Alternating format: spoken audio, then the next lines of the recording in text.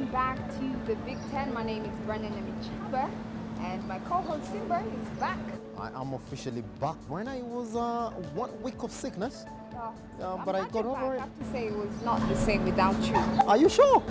Yeah, just on this day. That's what I'm. Well, sometimes you act like you don't meet me on this set, Brenda. And we're glad to be back. We are closing the week for you. So this and many more stories that you've seen this week are going to be put into proper perspective. And to close the week, we are joined by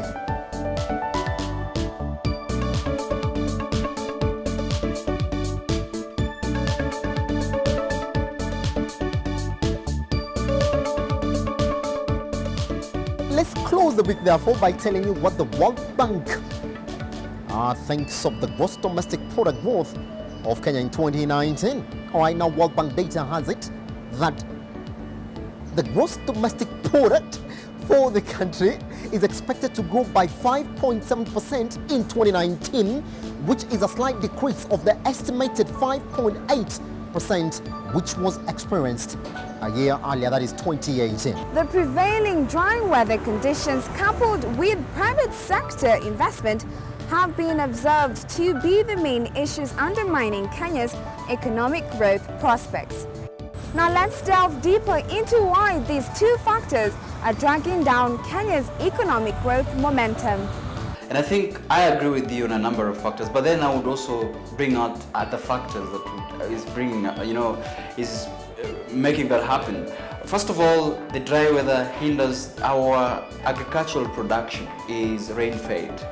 And so when we are having a famine in this country and drought in this country, then it means that some sudden crop production is hindered by the fact that our agricultural production, it's seasonal.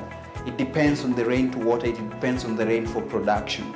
But then I also say that one of the issues that we need to look at as a country is not only, remember the Big Four agenda, and food production is part of the Big Four agenda. But when I address this and always say that let us not only think about production, could we also think of a sustained way of distribution? Because then if we look at one component of production, it brings us down when a famine and a hunger strike, so that we only look at a fact of production. Thinking about right now, look at a country where we have both surplus and deficit. And this is why I'm talking to you about production. In Uasin Gishu and in other counties, maize, there is a surplus, even waiting to be taken to Kenya Produce on cereal board. In other some counties, we are staring at a very a deficit. So when it comes to that factor, it's important that when we produce, we are able to equally distribute it. And then secondly, I think the issue about private sector. When we are talking about private sector, we must be able to look into some, not only big businesses that are thriving. Most of the private sector, looking at the membership of private sector, it basically deals with small scales and business scale production. But look at what is happening even as we talk about issues of investing, issue, for example, of boosting the morale of small scale traders, which definitely hasn't been well in this country for a factor that we all know. That you see money is not really trickling, financing is not really trickling to small-scale traders who are the bulk of our private sector and a membership of private sector. But then I told you that I will bring another three component of it. Our own GDP have been hindered by not only matters that are internal within the country, there are matters that are external. You have seen the spike of oil prices outside. You've also seen the fact that you see these serious issues that are going on, the discussion about the Brexit and all these other issues, and whether there is that kind of economic turmoil and uncertainty within the international markets. So I think there are also other factors that are bringing that into focus. the gap between imports and exports continued to decrease or widen in the first 2 months of the year, that's 2019, to 192 billion shillings from 175 billion shillings compared to the same period last year. Now, Central Bank of Kenya data indicates that exports decreased 6% to 104 billion shillings, up from 110 billion shillings. I'm blaming this on poor earnings of tea exports. Import bills, however, grew slightly by 3.4% to a record of 296 billion Kenyan shillings, highlighting growing appetite for foreign goods. Now, what does this mean for the Kenya shilling's exchange rate stability? The gap is widening because probably we have more imports than we have exports, and we have seen an increase in imports, especially because of the SGR phase 2 that is going on. On the effects on the Kenya shilling, we don't expect the impact to be very high because we have enough foreign exchange cover that will be able to support the shilling going forward. When we are importing more than we are exporting, then it means that we get to export a lot of foreign exchange, which means our foreign exchange reserves may be depleted. But what we're known for exporting more is agricultural products, and then we have to import everything such as building material that we need, especially for construction and so on. For the longest time, we've always had we have always been an importing country, so we always have more imports than we have exports. So the widening gap would only have an effect on the Kenya shilling, and that's what I explained and said that currently we don't see a big effect because we have enough foreign exchange cover which is able to support the shilling. In the future, we don't expect the gap to be very wide, since if you look at the historical data, it always usually balances at some point of the year here. So we don't think that it's going to affect the shilling going forward. Yeah. Still on economy, President Uhuru Kenyatta is on a 4-day state visit in Mauritius, a visit that is aimed at strengthening trade ties between the two nations. One of the early outcomes out of the bilateral talks between the two, that is President Uhuru Kenyatta and his Mauritius counterpart, Pravind Jugnauth, is the lifting of a ban that Mauritius introduced on exports of baby beans, baby carrots, broccoli and avocados by Mauritius. Now, among other agreements were the Memorandum of Understanding for tourism, scientific research, higher education, as well as arts and culture. Now, what is the outlook for trade between Mauritius and Kenya? The outlook for trade is positive because we saw the president sign a number of deals with Mauritius. So the lifting of the ban is one of them, which means that we'll now be able to export our carrots, baby carrots and avocado, which is a good thing for our farmers because it means they have a bigger market as well. We're expecting to see a lot of collaboration between the two economies because we saw that they agreed on MOUs in tourism, in education as well. So we think that we expect that it's going to be something that is going to give more businesses to Kenya or even to Mauritius where possible. It's up to us now to make sure that we meet the specifications that have been stated, because then it means if we are not able to meet them, they can't be able to accept our export. So it's up to the people, the Ministry of Agriculture and the people producing the product to ensure that we meet the specifications that were given. I don't think that they are in doubt that we can produce good quality. I think it's just the government protecting whatever comes into, or making sure that whatever comes into the country is of good hygiene and meets the standards. So we can't say that they don't trust what we produce, just that every country has standards of what you can agree in export. So just there are standards that have to be met. It really goes back to saying that even the farmers down there, the local producers, are actually at the mercies of the state, because then it will come an issue, for example, of even regulating the prices. I'm telling you this for the truth, because farmers, you could actually see the report. It says that the reason as to why the government went and tried to negotiate for lifting of the bans is because of the growing production. It's the growing production of these agricultural products. So you realize that the more the production is, the more it becomes difficult for the producers to negotiate terms, because then the markets are flooded with the products. So it actually means that the farmers, the local farmers, are at the mercy. It means that they will produce more and little might be taken because of the external factor of the Kenya-Mauritius conditions, and also the internal factors, government trying to, to dictate market prices so that they would give the best to export to Mauritius.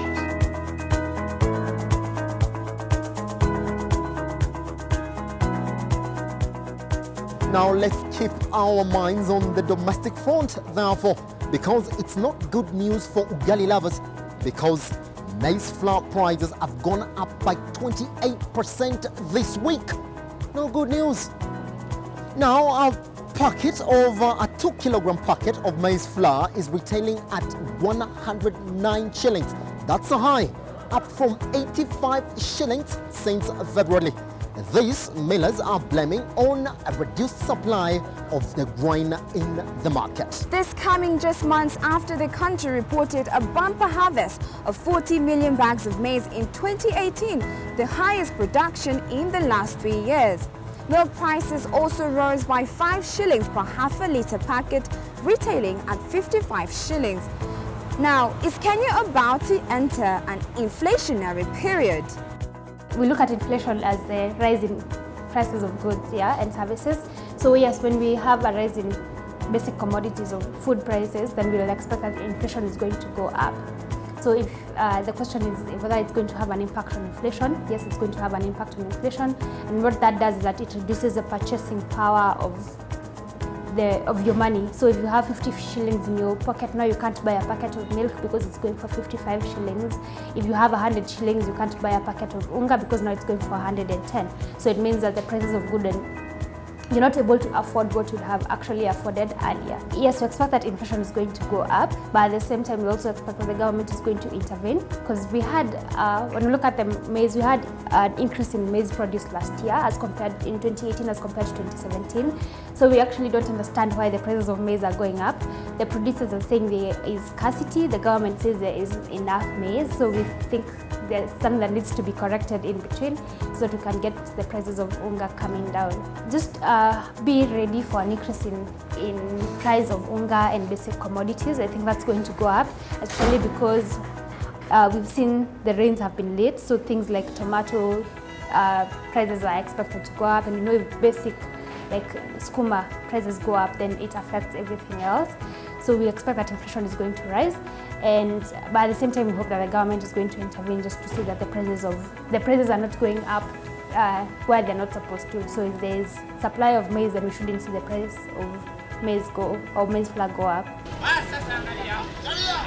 Let's therefore move into the telecommunication space, where a record was set in terms of the volume of mobile money transactions done at the start of this year. In January, users transferred about 368 billion Kenyan shillings, mainly for school fees payment, retail purchases, and sending money across the country. According to the Central Bank of Kenya, this was a 14.2% increase of the 322 billion shillings that was recorded in the same period last year. The question is this: are mobile money platforms taking over the banking sector as we know of it? Well, it's called the hidden debt traps. Yeah, that's what I would call it, because you see, it is true. I want to see it in two phases. One is that the transition of the digital banking and loaning services is something that, with the growing technology, it's something that we cannot caution it. It's happening. But then, one of the issues we need to look at very keenly is if we are doing this kind of mobile money transaction, are they regulated the same way the banks are regulated? The central bank has got regulations on, for example, interest rates. If you take a loan from Equity, there is a regulation on how that will deal with the interest rate. But then we don't have that in the mobile banking.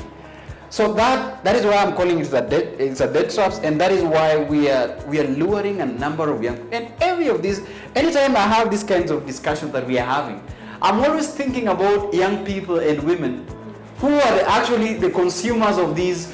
You see, the consumers of these commodities and these, using these services. But then they're finding themselves, it looks attractive to them, but then they do not know the real deal behind these kind of transactions. I'm going to tell you the truth. The fact that even you or anybody who make a transaction from the bank, probably there are a number of providers, those who are hosting that kind of platform, and those, for example, who are facilitating the transaction. And there are so many interests within. There are so many rates within this kind of transaction. And before you realize it, so many people are benefiting from a simple transaction. That is, and hence coming the role of the central bank. Would you monitor? Would you regulate? What is regulate? Why are mobile money transaction not regulated the same way as the banks? Because then it brings a lot of hidden, the devil in the details with this business transaction. It's definitely going to overtake the banking industry, but then it is not going to be sustainable. Economically not going to be sustainable, because then there's going to be a sudden upsurge on the consumption, on the use, that is, sometimes it's going to hit the roof, and there are no cautioning. There's not going to be a sustained caution of trying to make it sustainable as it goes. So I think the banks, and through the regulations, has got, even as they look slow or the uptake seems to be sometimes up and down, there is a sense in which there is a sustainability and checks and balances, as opposed to the mobile ones.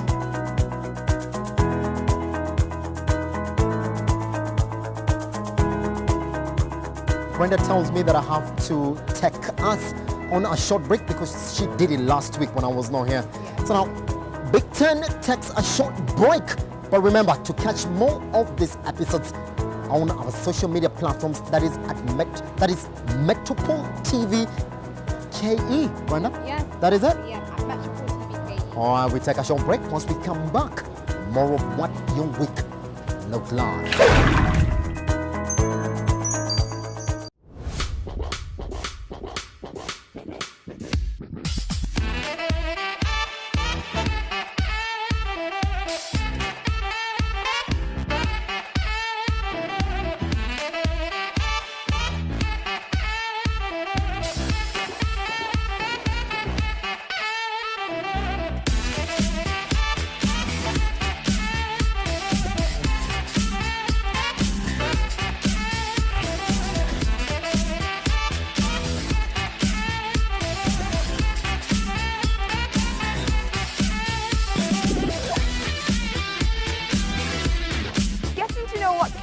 Know about business terms is something I love doing. You've heard of the word debit. This one I know you know. We are keen on actively playing our role in positioning Kenya as an investment hub for East and Middle Africa.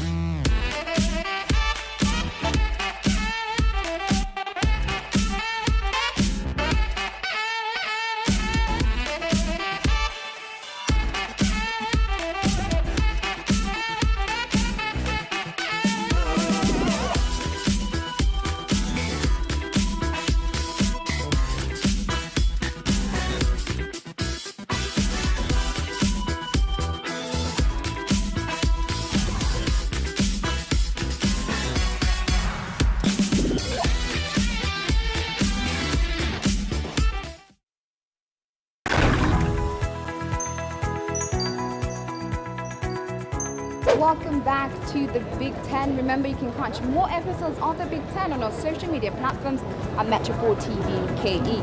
All right, let's therefore jump back into it. The shift to digital mobile banking in the country has had a huge impact on credit access in Kenya. Now, according to research done by the Central Bank of Kenya, Kenya National Bureau of Statistics and FSD, the proportion of Kenyans with access to formal financial services hit 83% in 2018. However, the survey revealed that many Kenyans do not have any knowledge on the cost of loans they take up. Could this be the result of a regulatory gap that needs to close soon, or a reflection of financial illiteracy? It is both ways, and I'm going to add another component of it. It could be as a result of the hard economic times that it's actually a reflection of the economic stand of the country. You want to see that reflection? Look at the people I've talked about. If they are not able to smile about economic stability, then it reflects. It's never about the big businesses we are seeing in the CBD. It's about the huge chunk of people who are consuming this. Now, you asked a very important question, and the study that was done, the joint study, Actually, it's called the digital lending movement. I think something like that. But these two partners, the Central Bank of Kenya and the Kenya Bureau of Statistics, I think so. Listen, if 800,000 people have borrowed, and most of their borrowing are either meant to repay for other loans, if a third of that is borrowing to pay on their and try to use it on betting, then we really need to ask ourselves, what direction has our economy take?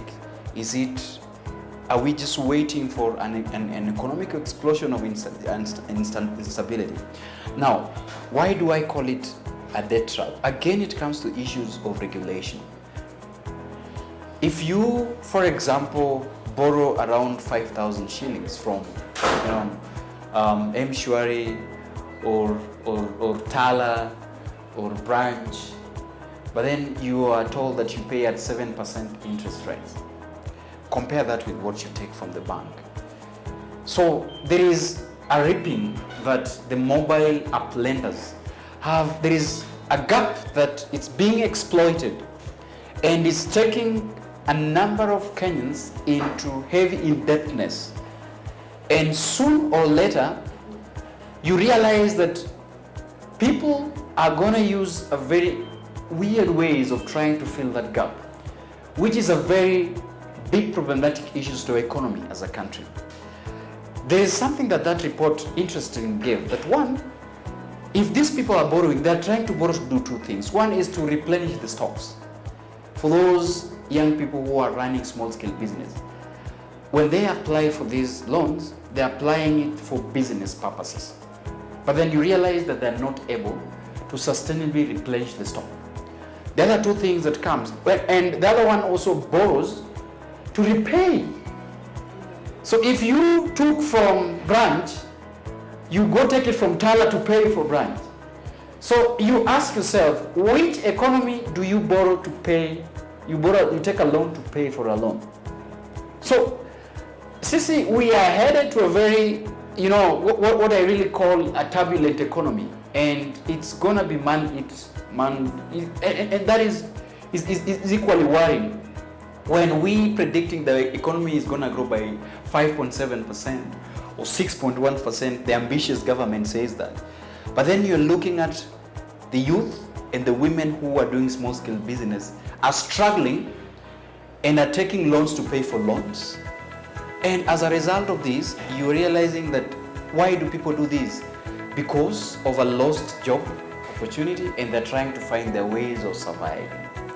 So that is why I told you as I begin is that it's actually a reflection of a very hard economic times within the young people and the women who are doing businesses and small-scale businesses.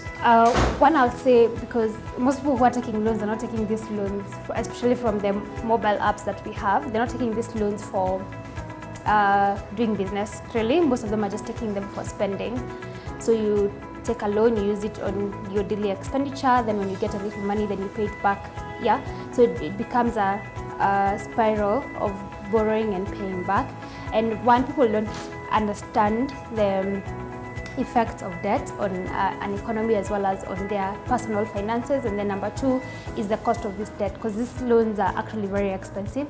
And also that space, the fintech lending is not regulated, so they can be able to charge whatever it is they deem necessary, and people are willing to pay because the money is also available. But if you look at the rates, they're actually very expensive. What is likely to happen is that we'll be a country that everyone has debt. As much as we are complaining about the government debt, then it gets to a point where a lot of people also have personal debt. And what debt does that you're not able to grow an economy when you have a lot of debt, because it means some of your money that you're getting that you would have put either in investment and has to go into repaying the debt. And remember, you borrow 5,000 shillings, but you have to pay it as 6,000. So it's an expensive habit. So when you get a lot of part of the population with a lot of debt, then it becomes a problem for the economy.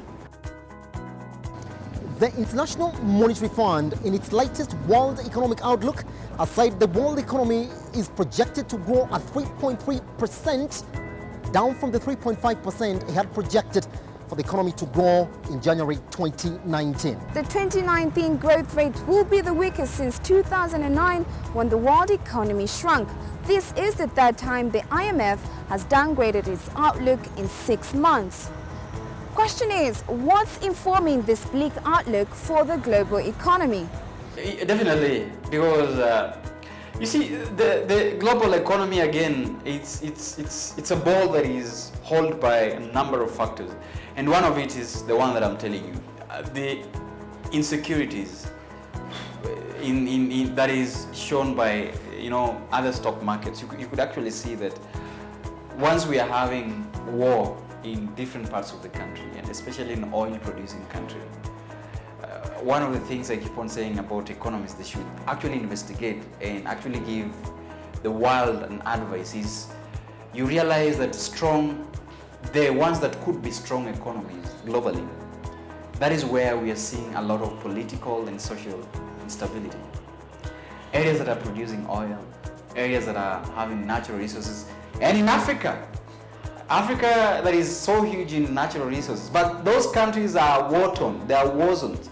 So you realize that this reflects, if we should have a global economic growth, but then in the backdrop of economic instability, war and violence and political instability, I think those could be one of the reasons as to why we are casting doubt whether that release would we materialize to see the growth, or is it a projection that is so ideal and is not really realistic. Still on IMF on the Big Ten this week. Well, IMF's just released 2019 growth projections for sub-Saharan Africa paint an interesting picture for the state of the region's economy. Interestingly, the three biggest economies in the region, Nigeria, South Africa and Angola, will grow the slowest according to the IMF, while Ghana will be the fastest growing economy. Why are Africa's biggest economies performing poorly? It depends on who is rating. Sometimes I also if we could have a consortium of Africans who actually give us our own really rating institutions, where are we really economically doing performance, but when we are having international facilities, IMF and the World Bank are really doing well to try to facilitate, development within this region. But I tend always to believe that there is mischievous when they're dealing with African reports. Yeah, because that is always not the true reflection of Africa. To some extent, I always believe that. You see, the countries that you've mentioned, for example, and to some extent, I would always like to say that when you bring such reports, also give us the positive outlook within their financial years. What have they done? What in terms of their export, in terms of their imports, in terms of their resources that are within. But if you're telling us that, and the way you say the three countries are a reflection of what Africa is, the reason as to why I dispute that is simply because in South Africa, for example, apart from xenophobia that we are actually seeing African to African, African to foreigners, you realize that the economic stature has been stable and has been growing, and hence their regional blocks and other countries have been relying on in terms of exports. In Nigeria, for example, apart from just the terrorism threat that is probably could be scaring away investors, or even the election that they just had recently, which didn't turn violent but would be disputed. I don't think the African hub is doing so badly as compared to probably Middle East and other, you know, some Scandinavian countries or even Southern African countries. So for me, that report really, as an economist, I would actually cast some doubts and give it a very critical look. Also telling us that the EU should also give the other factors that are holding this country stable, and the economy is always, you know, improved. You know. EU central bank governors agreed Wednesday to retain key interest rates at historic lows. Now let's look at this. The Frankfurt institution maintained its refinancing operations at 0%, marginal lending facility at 0.25%, and its deposit facility at -0.4%. European Central Bank Chief Mario Draghi has warned the risk of weighing on growth in the Eurozone, describing current economic indicators as weak. Should Kenya be worried by the economic ongoings in the Eurozone? We should. And you see, let me tell you, the issue about the Eurozone and you see the bank, first of all, looking at the common currency that we've seen in this, they've been trying to do something about having a common currency. And I'm always advising the East African community to, for example, look at how these countries are struggling to make, for example, euros as a currency be stable. It's political. It's actually issues about supremacy, economic supremacy. Who dictates the rates of the euro? And it's actually a reason why we have to worry. Do you know why? Because most of our products, most of our exports, for example, are in Europe. And what they are not telling us is the fact that the fear about Brexit as well. You know, they're not really telling us the fear about if, for example, UK would still honor the pledges and the responsibilities of, you know, using the banks and the reserves, as opposed to them now leaving, you know, the union. And what about the countries that are attached to them and the benefits? So we need to be worried when it comes to, you know, the advantage we as a country have when, for example, our values and our products are rated in terms of what happens within the Eurozone. But when we have turbulence and we have disagreement within that common markets and common, you know, partnership, then we have a reason to worry as a country. But then there are issues that our government, you know, one of the problems we have is that our national government always downplays the challenges that arises from these negotiations, and there's, you know, the international businesses issues. We as a country should have, for example, the Ministry of Foreign Affairs and Trade actually providing us towards the analysis of each and every occurrences that we are having, as opposed to always giving us an example that you guys have no reason to worry. Our markets will be stable, our export will be stable. It doesn't happen that way. Any instability within these financing institutions and these arrangements definitely affects how we relate here, business-wise. So I urge always the government, I always advising the trade, the principal secretaries or whoever is concerned, could we always have a reactive approach? When, for example, we have an issue with the stock market, we have an issue with, you know, oil prices hitting high or low, could we have an analysis? You understand, even a station like Metropol, could we have an analysis on how, and give it to Kenyans? This is the right thing that is going to be projected. This is the projection for what the outcome of these issues that are happening. Finally, on this week's Big Ten, Britain has a new deadline to leave the European Union. EU leaders agreed to extend the leave date for Britain to 31st of October, far ahead from the proposal it had made before to leave the EU by the end of June. That is indeed true, Brenda. So the question we end the Big Ten with is, will the UK finally get its act together and finally set the divorce rights with the EU?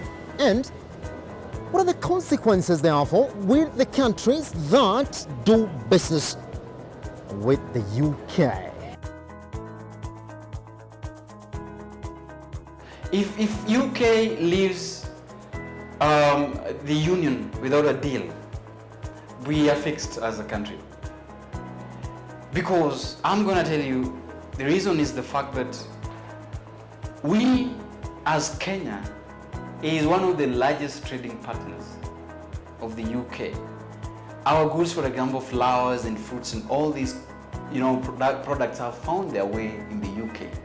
And do you know why we celebrate about that? Because UK always gives Kenya a preferential trade treatment. And subsequently, all other bodies that they belong, including the European Union, by the fact that UK becomes a trading partner, we are carried into that preferential basket in the European Union. And therefore that means our goods are not given higher tariffs within the European Union or the UK. So if this 46 years marriage is going to end without any deal, I am telling you the truth, one of the most affected business partners or our export, the Kenyans are going to be hit hard. Our exports are going to be tariffed, and we are not going to get that preferential treatment from the EU and other member states, because then one of our anchors, our business anchors, who cautions all these, has left the union. So I think it is in the advantage of Kenyans, and especially the Minister of Foreign Affairs and Trade and our business stakeholders, to again, what I said before, begin to reevaluate, begin to analyze what is it that we going to lose, and if possible, could we caution? Even right now, there have been a postponement about the day of the exit, now from June to October. And you realize that as the British Parliament, the House of Commons and the European Parliament is trying as much as possible, for example, to negotiate about the treatment, the common treatment and all these common markets, Kenyans are actually riding on the back of UK, which is not really a good thing. Trusting that any deal that the UK are going to come out with the European Parliament favors us. And this is the question that I always ask. If every time we have a negotiation, a business negotiation, and our delegation have gone to meet, for example, Theresa May and her delegation, and it's bad manners that even we don't take notes on those meetings, on a lighter note, but also on another very important note, because then we lose out to begin to try to critically look into how we're gonna lose into these treaties, into these negotiations, as opposed to riding on the back of our trading partners. What is in store? Because again, it brings us to the fore that we are at the mercy of UK. Whether they get it right or they get it wrong, Kenyans get it right or get it wrong according to what they will agree on 30th of October. United Kingdom is going to leave or may stay in the European Union. But again, trust me that the UK Parliament is going to review the terms and conditions for trade with their partners.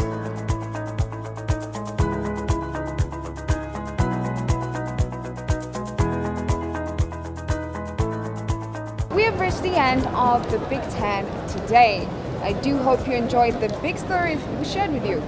My name is Brenda Demichaba. My name is Simba Elijah Charles Kiaga. Brenda, we do usually thank the experts for being part of this review, don't we? Most definitely. All right, so I would like to thank the experts for making this a Big Ten. It almost is and it always will be. Now remember, if you want to catch more episodes of the Big Ten, do that on our social media platforms at Metropol TV KE. But for now, till next time.